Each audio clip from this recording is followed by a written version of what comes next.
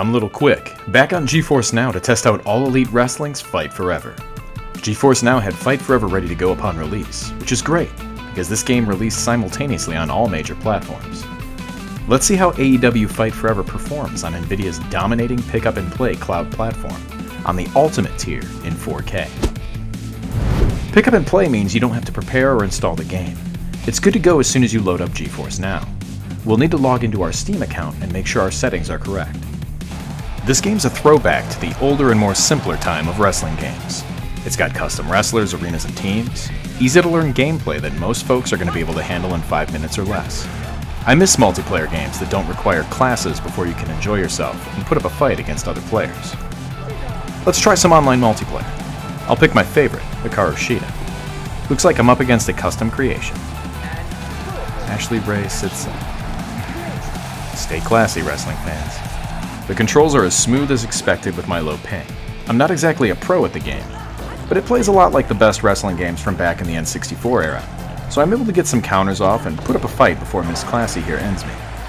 You'll notice that the Steam FPS counter and the GeForce Now FPS counter don't agree. I'm not quite sure what to make of that. AEW Fight Forever agrees with Steam, but let's bump it up.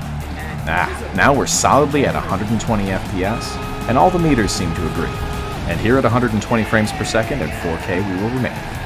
Nothing that happens during the course of gameplay will hinder this rate.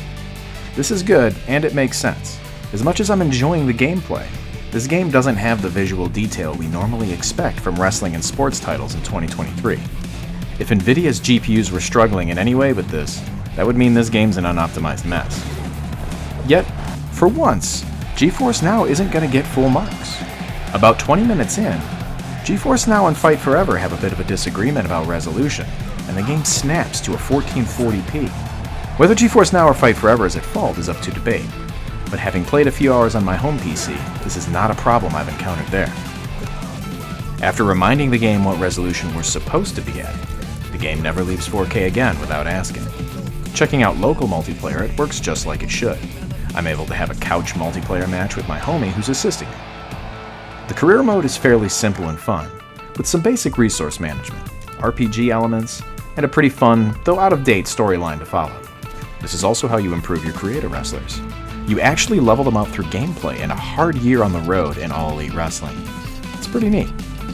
My main complaint so far is that Remote Play Together, a Steam feature that game developers can opt into, is not enabled.